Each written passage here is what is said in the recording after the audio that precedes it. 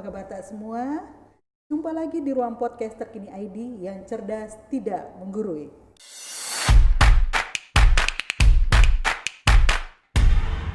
Saya Maya yang akan memandu perbincangan hari ini bersama tamu saya Pak Amson Padolo dengan tema menjaga kualitas informasi publik hingga ke pelosok.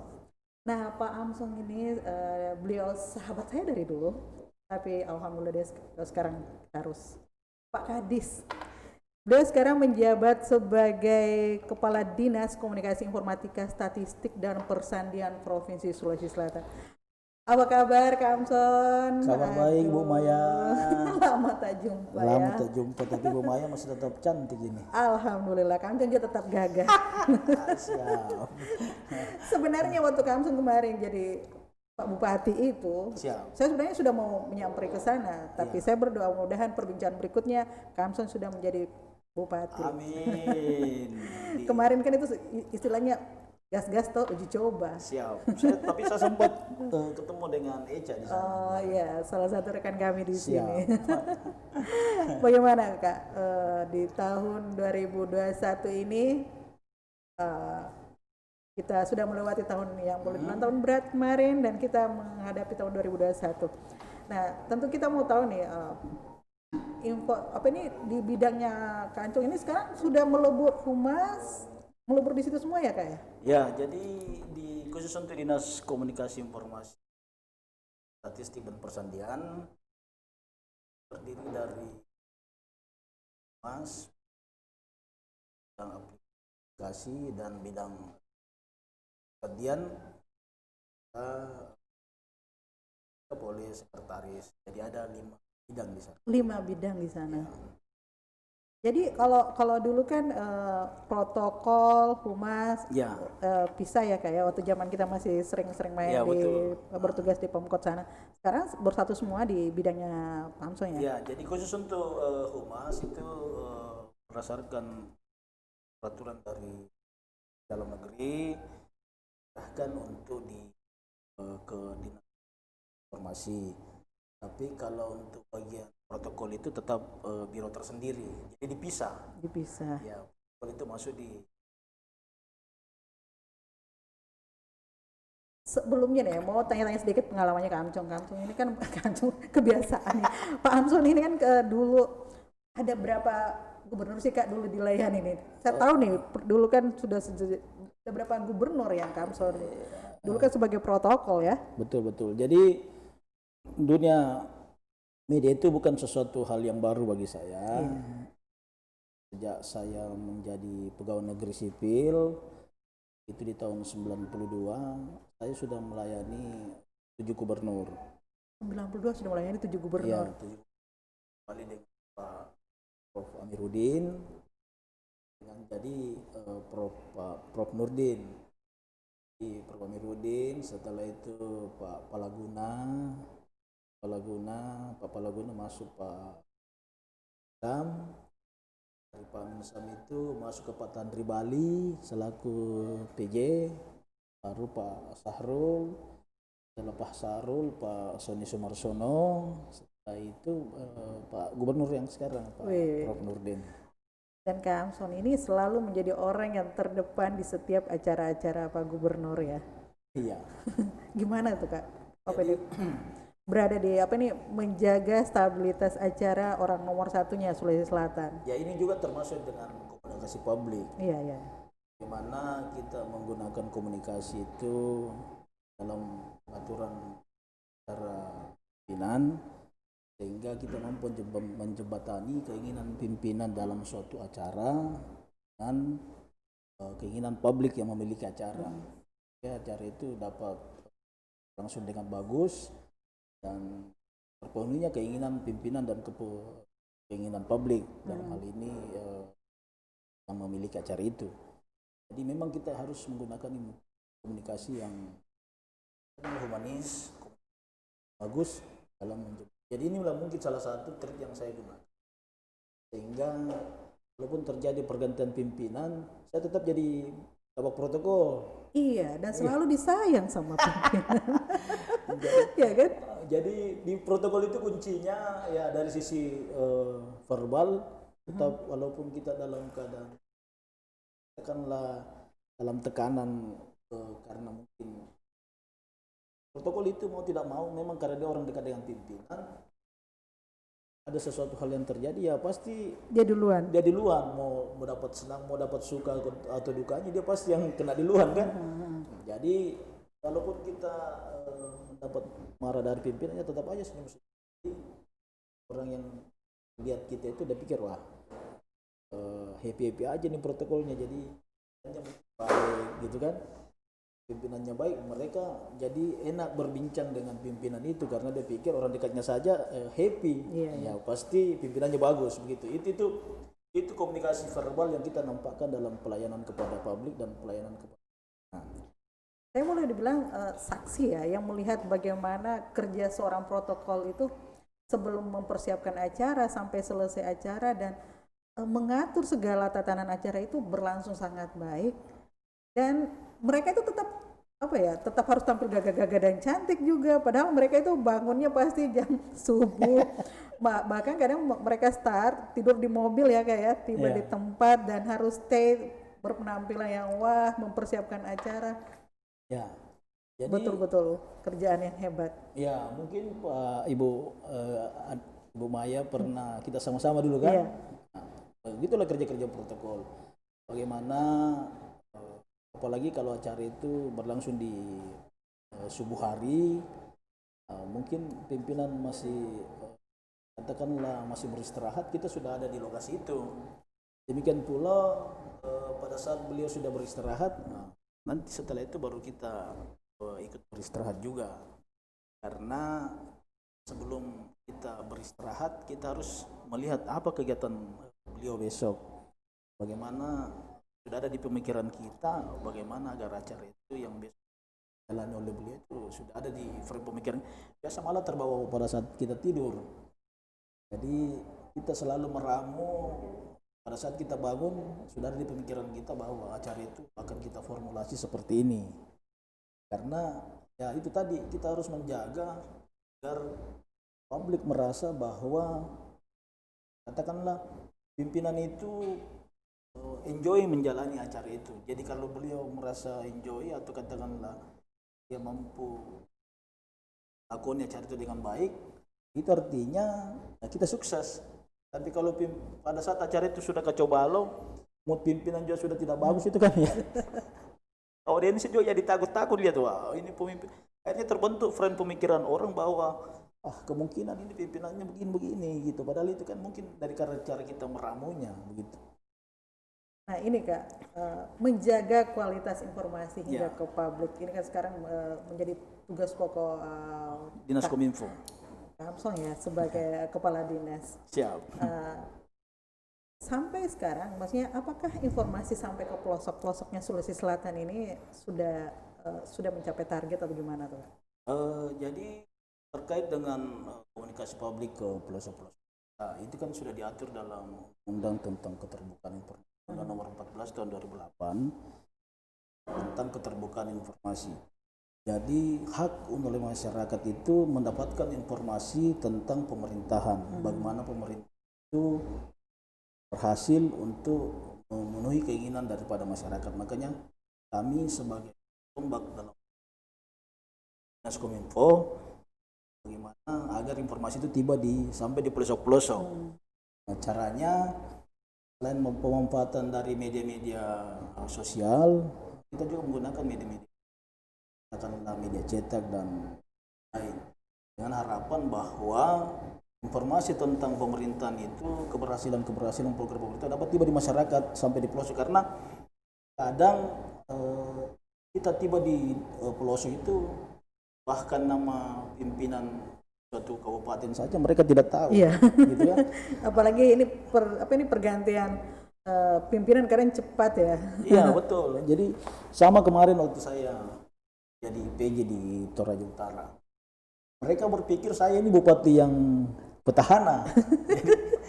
Amin. Iya, dia tanya saya, bilang Bapak kita satu kampung Pak, saya ini tetangga, saya langsung ada orang ketemu dengan penduduk itu bilang tidak, ini Bapak dari provinsi pengganti sementara. Oh, jadi itu kan gambaran bahwa mereka tidak mengenal mereka ya. tidak mengenal itu. Nah, itulah mungkin salah satu tujuan daripada dinas Menjadi komunikasi. PR juga Ya, PR. Jadi kami itu sebagai ujung tombak dalam hal pemberian informasi kepada publik, kami memanfaatkan semua media yang ada. Tapi kendala kita sekarang adalah sejauh mana teknologi komunikasi itu dan informasi itu tiba di pelosok-pelosok desa itu dengan keterbatasan yang ada sekarang.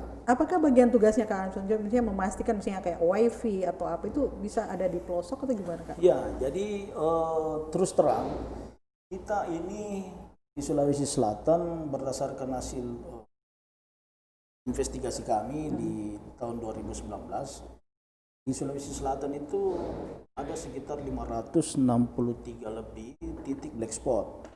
563. Ya, yang tersebar di 23 kabupaten kota. Kalau kota Makassar itu kan yang di daerah pulau kan? Iya, di kepulauan. Nah, kalau yang di kabupaten kota di 23 kabupaten kota itu 563 titik black spot yang tidak terjangkau. Nah, ini kemarin kami telah melakukan beberapa hal. Pertama, kami telah surat kepada Kementerian Kominfo laporkan tentang hal ini, bahwa biar bagaimana ini kan harus ada interkoneksitas. Betul. Harus ada interkoneksitas. Bagaimana keterbukaan informasi, katakanlah tidak ada jarak lagi walaupun sampai ke pelosok-pelosok untuk menyatukan Indonesia. Akses ini harus cepat sampai. Jadi yang bisa membuka itu adalah pemerintah. Karena kalau katakanlah di swasta itu kan ada berpikir untung rugi kan. Iya. Kami kemarin menjurat ke Dinas Kominfo berharap agar PT Bakti itu bahkan salah satu unit di Departemen Kominfo untuk membuka akses tersebut. Khususnya untuk di daerah-daerah pelosok, apalagi situasi sekarang ini kan pandemi menginginkan masyarakat karena sekolah itu untuk pembelajaran daring, bukan luring lagi kan? Iya.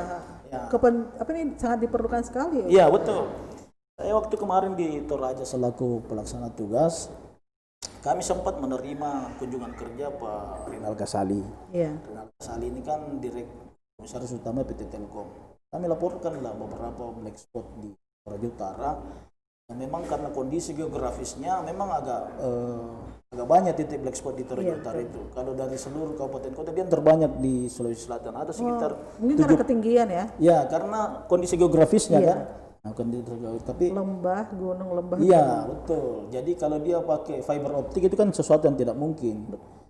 Nah, makanya dia menggunakan satelit. Mungkin ya, satelit. Ya, jadi kami berharap waktu itu kami juga menyampaikan langsung ke beliau bahwa ini Pak, kalau bisa khusus untuk ya katakanlah khusus untuk pembelajaran daring ini bagaimana dipusatkan di kantor-kantor kantor desa. Itu dipasang satu, jadi bisa mereka kumpul di situ atau. Tapi kumpul lagi Kak. Nah, yang dihindari kan ini kan berkumpul. Ya, tapi kan maksudnya dari situ mungkin bisa dijangkau lagi ke rumah-rumah penduduk kan. Menjadi titik sebar ya. Katakanlah semacam kayak towernya di situ. Oh iya, betul. Dan itu insya Allah akan ditindaklanjuti oleh Telkom. Mudah-mudahan secepatnya Kak. Karena kita tidak tahu ini pandemi ini akan berakhir kapan, dan sementara persekolahan ini anak-anak harus tetap sekolah, harus tetap belajar. Ini saja maksudnya ya ini keluhan ibu-ibu, ini kok kayak serasa libur terus gitu kan. Antara sekolah dan sekolah. Walaupun memang agak beda sih kalau kita lihat anak-anak kita di rumah pembelajaran sistem daring dengan luring itu kan gak lain gitu. Gak lain betul, aneh. Anak-anak jadi gimana gitu, kayak upacara sendiri. Iya, saya biasa mengamati, saya punya anak. Iya. Mudah-mudahan aja tidak berpengaruh dengan kualitas pendidikan beliau anak-anak saya ini, karena kan kadang mereka lebih santai lagi kan. Lihat nonton sudah itu ya kayak gimana gitu, kayak tidak ada jadi memang ya dibutuhkanlah daripada orang tua itu untuk selalu mengontrol itu. Nah, kembali ke soal kontrol nih ya. Tentu berhubungan juga dengan persandian dan menjadi bagian juga dari Pak Amson. Sekarang persandian kan sudah beralih ke digital Kak ya, Ya, semuanya. jadi kita persandian itu sekarang sudah digitalisasi. Kita, kalau dari sisi persandian pemerintah provinsi itu secara tidak langsung dia secara horizontal ke atas, jalur koordinasi dia di bawah BSSN, Badan Cyber Sandi Negara kan. Karena orang berpikir persandian itu kayak gimana sih sebenarnya kan? Ya, jadi Kode-kode apa gitu. jadi kalau dari sisi sandi itu sandi itu kan kata kuncinya rahasia. Rahasia. Jadi sesuatu yang tidak katakanlah tertutup untuk publik tapi terbuka untuk Tertentu ya. orang-orang tertentu, khusus seperti kayak keamanan negara itu kan, keamanan negara itu kan butuhkan memang ketelitian dan keamanan yang sangat akurat. Saya saja sampai sekarang kalau masuk di kamar sandi itu biasa lihat, wah alatnya memang agak rumit kan. Agak rumit. Tapi kan dengan zaman digitalisasi itu ada perubahan. Cuma itu kan kalau sandi itu kan unit kerja tersendiri. Kalau di kita dia kalau sistem digitalisasi itu kalau kami ada di bidang aplikasi teknologi komunikasi, ada bidang tersendiri. Pernah nggak ada yang retas Kak? Sandi-sandi yang ada di provinsi? Website itu kami pernah diretas tapi tidak sampai, karena yang retas itu kayak ya retas juga di web di BKD.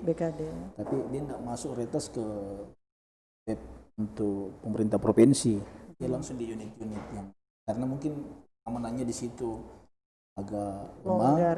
Tapi begitu kami dapat informasi, kami langsung memperbaiki dan tidak sampai 1 jam sudah. Jadi ini di bidang ada informasi yang harus disebarluaskan dan ada informasi yang harus dirahasiakan. Betul. Kayak gitu Kak ya? Ya. Jadi ada yang betul-betul dirahasiakan hanya untuk tertentu dan ada yang memang harus masyarakat tahu.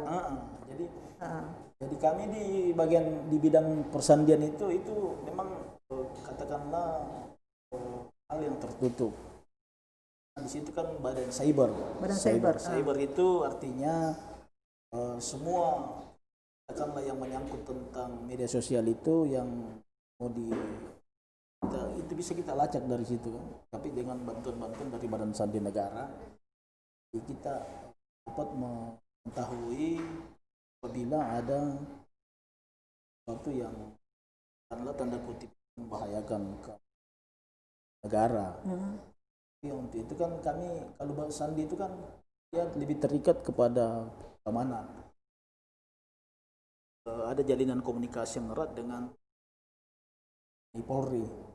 Jadi memang dia hal yang tertutup. Jadi itu bagi orang tertentu ya. Tertentu tapi terbuka untuk kalangan-kalangan tertentu juga. Jadi dia memang diperuntukkan khusus ceritanya. Ya, jadi kan mereka juga punya tenaga ahli sandi itu mempunyai pendidikan yang sangat katakanlah sangat khusus malah. Karena malah kalau dia sangat khusus, saya merasa tidak sembarang orang bisa memiliki kemampuan untuk mengurai kata sandi itu. Jadi kita juga kadang nggak ngerti apa itu kata-kata sandinya. Ya, saya juga nggak ngerti.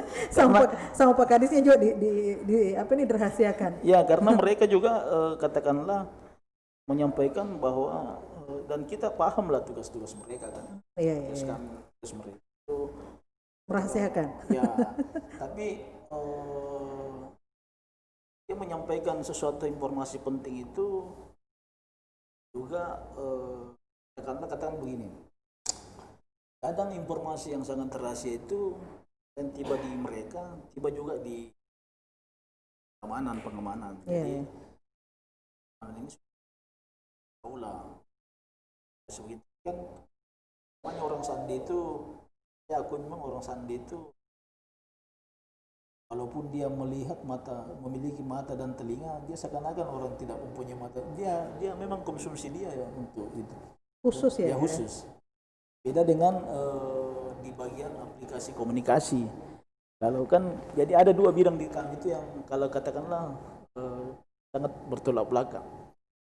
Seperti kalau persandian itu dia agak tertutup, kalau di bagian aplikasi teknologi komunikasi dia terbuka.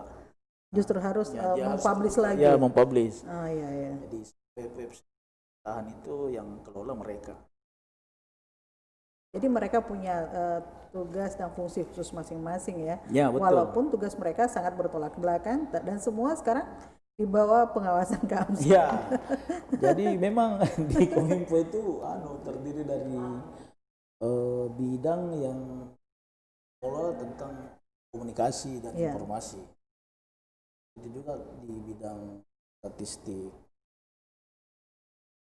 surat dan data yang betul.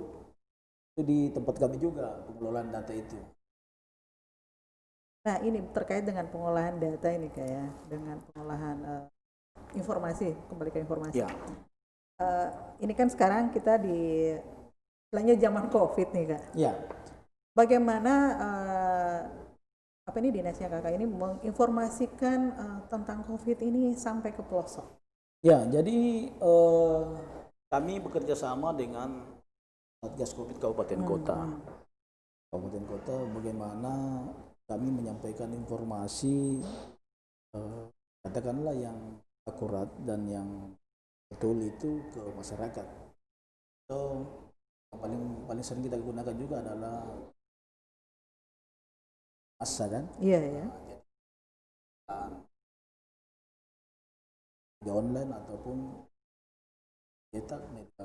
Pokoknya semua kita manfaatkan dengan harapan ini tiba di masyarakat yang di pelosok. Kalau untuk Satgas Kabupaten Kota kita bekerja sama dengan dinas informasinya, bagaimana agar memanfaatkan jaringan-jaringan, katakanlah televisi-televisi lokal.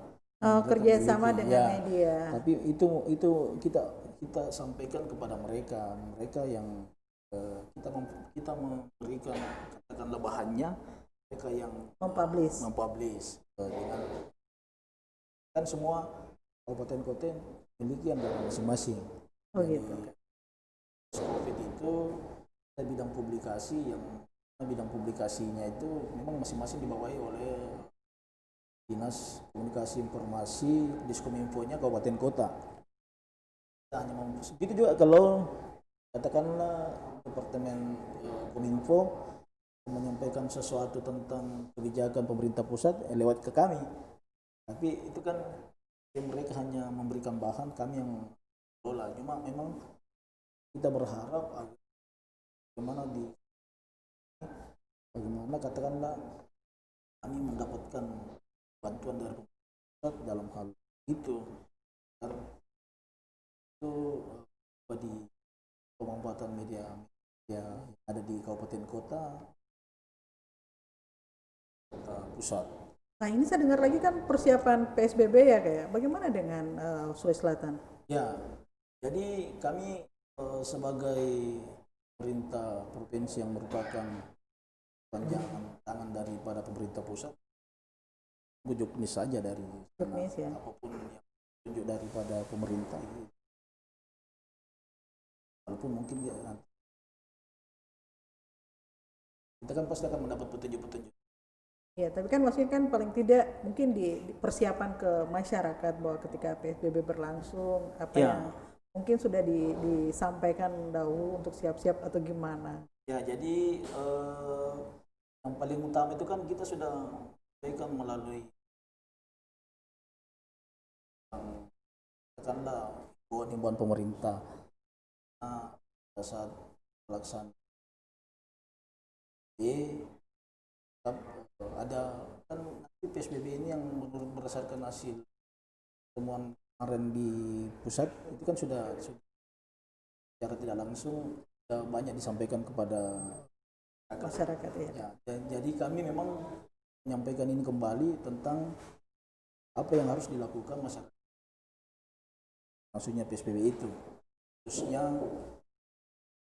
bagaimana menjaga protokol kesehatan karena inti dari PSBB ini karena mungkin dianggap kita abai. Ya, masyarakat sudah abai lagi bahwa protokol kesehatan itu kayak longgar gitu. Nah, ini ada sedikit menggelitik di beberapa wilayah pernah saya lihat ada mungkin masih ada ya mobil infokom gitu yang lewat terus menyampaikan perhatian terus sambil jalan tuh Saya tuh mikirnya begini, bagaimana kita bisa dengarkan ini penyampaiannya dan mobilnya sambil jalan gitu kan? Apakah kita akan ikuti terus ini mobil supaya sampai? Karena kan kita kan kadang dengarnya cuma sepotong, dia sudah jauh gitu. Iya. Apa hal-hal begitu masih diberlakukan di daerah, dan saya rasa saya pribadi ya, saya anggap itu tidak efektif karena saya mikir bagaimana penyampaiannya jalan, mobilnya jalan terus, kita cuma dengar perhatian sudah kemana gitu mobilnya. Iya. Jadi dinas mobil Mobil dinas Infocom. mobil yang tentang Penerangan apa waktu itu ya? ya mobil Infocom itu sebenarnya bantuan pemerintah pusat dibagikan kepada masing-masing kabupaten kota kemarin beberapa tahun yang lalu. Jadi tapi Kalau menurut Pak Hamson sendiri bagaimana?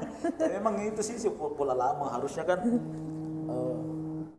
walaupun ada penyampaian seperti itu, polanya kalau ada hal seperti itu yang harus kita lakukan adalah jangan seperti itu yang kayak semacam orang jalan baru Iya, musiknya kedengaran besar, tiba-tiba dia bicara baru sepotong, sudah jauh gitu, kita mikir ya menyampaikan apa gitu kan, mungkin di sini A yang kedengaran, B sudah sampai di sana. Kenapa tidak berhenti? sama seperti layar tancap. Itu kan pola-pola lama sebenarnya itu kan. Jadi sebenarnya yang paling bagus kita memanfaatkan katakanlah sarana-sarana ibadah, Ya. masjid. Mana sebelum masjid itu kan rata-rata Sibuknya Pak Gadis, kiri kanan handphonenya bunyi. rata-rata ke kelurahan katakanlah suatu tempat itu pasti ada masjid. Iya. Bagaimana kita memanfaatkan itu agar menyampaikan kepada masyarakat melalui itu kan? Iya, mulai corong. Itu Lebih efektif, benar Pak, sebenarnya. karena dia kan stay di tempat dan kedengaran sama Iya. orang di sekelilingnya. Betul. Jadi mungkin karena ini ya, kenapa anggarannya itu dialihkan saja ke media? lebih aman toh? Ya, jadi memang dalam komunikasi publik tentang COVID ini kita harus memanfaatkan semua lini. Semua lini, betul. Lini. Ya, semua kita gunakan, termasuk itu tadi media konvensional seperti yang masjid-masjid. Masuk kalau kami dulu di Toraja kemarin kami menggunakan pasar itu ada mobil kayak itu mobil yang tapi dia stay kan? dia stay menghimbau sepanjang berapa menganu dia sudah itu dia pindah ke titik lain, jadi dalam lokasi itu jadi pusat keramaian kan. Jangan sambil jalan Pak. Iya, Karena kita nanti buru-buru lari-lari penyampaiannya apa ini? karena kalau dia sambil jalan itu kadang orang kayak semacam angin lalu gitu kan. Iya, kayak mau pertandingan PSM gitu kan. Zaman dulu gitu kan, pola dulu ya. Tapi saya masih baru-baru sih saya beneran, kok masih ada yang kayak begini ya? Iya, saya pernah juga lihat di sini, makanya saya ketawa juga, saya bilang wah ini. Tapi itu kan mungkin kreativitas dari kecamatan kelurahannya mungkin ya. Terima kasih. Saya kira perintahnya Pak Amson. Bukan. Karena semua pengendalian informasi. Padahal saya sudah mau menuduh, wah bagaimana ini Pak Kadis ini masih memperlakukan. Ya, Kan masih tertulis mobil Infocom. Ya, Infocom itu Infocom Kota Makassar. Iya. Jadi memang mungkin kreativitas dari kabupaten kota masing-masing. Tapi memang kita mengharapkan agar bagaimana memanfaatkan semua lini lah, semua wadah yang kita gunakan agar informasi tentang itu tiba di masyarakat. Nah ini kan di tahun 2021 di awal tahun ini, apa yang menjadi inovasi dari Infocom sendiri untuk menjawab tantangan-tantangan zaman ini Kak? Ya, jadi memang kami memiliki banyak katakanlah inovasi yang kita. Nah, di zaman sekarang itu kan digitalisasi merupakan harga mati. Suatu hal yang arahan presiden juga itu kan tentang bagaimana pentingnya. Yang bilang orang watuna nih. Ya, waktu nami.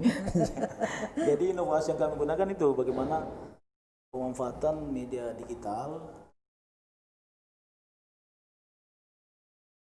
Bagaimana pemanfaatan media digital itu untuk menyampaikan informasi-informasi masyarakat. Seperti sekarang kami itu mengembangkan aplikasi aplikasi yang kan kebutuhan hal-hal tentang pemerintahan dan pembangunan itu melalui aplikasi itu. Jadi kayak semacam contoh kayak kita satu data. Oh, ada Sulsel satu data. Cara dalam tahap penyelesaian dan juga Jadi ketika kita mengklik Sulsel, data ya yang data apa langsung yang kita terpampang. butuhkan ya bisa kita cari di situ dia. Selain itu kami juga mengembangkan bagaimana Baruga semua aduan masih lewat itu. Jadi masyarakat bisa mengakses masuk Ya, situ kan? bisa mengadu di situ kan. Tapi kalau kita mengadu ada yang jawab, Ki. Ya, Jangan jadi- sampai kita cuma mengadu ditampung Tidak, saja. itu pasti ada hasilnya, pasti ada tindak lanjutnya. Jadi begitu masuk, ada kami punya tim yang mengelola. Setelah itu dilempar ke katakanlah dia berbicara Ke tentang dinas masing-masing. ya dinas masing-masing. Setelah itu di dinas masing-masing itu kita akan menghubungi sampai berapa lama ada responnya. Jadi ada outputnya secepatnya. Iya, jangan sampai kan dulu ada beberapa sih yang saya tidak usah sebutkan beberapa kota atau kabupaten yang mengadakan misalnya kotak aduan atau ya kita mengadu saja.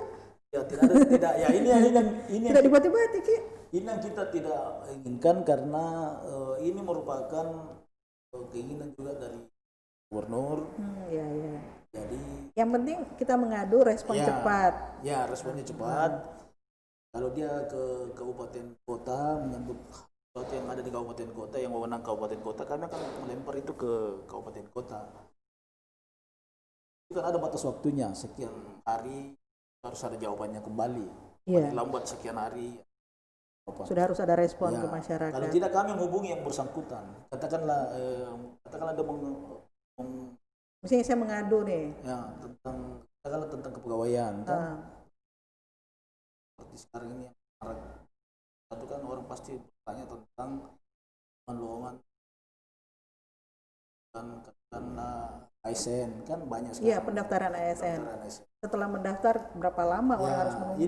Ini informasi ini kalau mereka menginginkan informasi kami akan menyampaikan ke BKD yang kalau BKD menangani. lambat menjawab kami hubungi kepala BKD-nya bahwa tolong kami punya ada yang kami kirim ke Bapak itu segera dijawab. Iya. Kan pasti setelah jawab itu ya kami lempar kembali ke penegak. Kan terbuka. Jadi itu di kotak Baruga itu kayak ya? Ya, Baruga Sulsel. Ya, betul.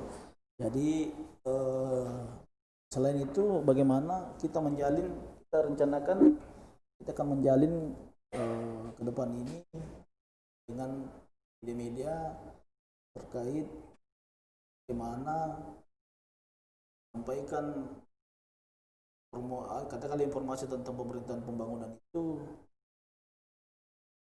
secara masif di media gitu. Ya. Tetap kami bahkan program kami di 21. Yang jelas Terkini ID siap kan? Pastilah. Terkini ID ini kan termasuk salah satu media yang favorit masyarakat Sulawesi Selatan. Alhamdulillah. Ya saya juga senang baca gitu kan. Jadi tadi ada Sulsel satu data Baruga. Masih ada lagi kan? Selain itu sebenarnya sih ada banyak, cuma kan kita kalau tentang misalnya keberhasilan dari suatu daerah atau informasi sumber dayanya masuk di Sulsel satu data? Itu di Sulsel satu data. Kami juga mengembangkan bagaimana ada keterbukaan informasi melalui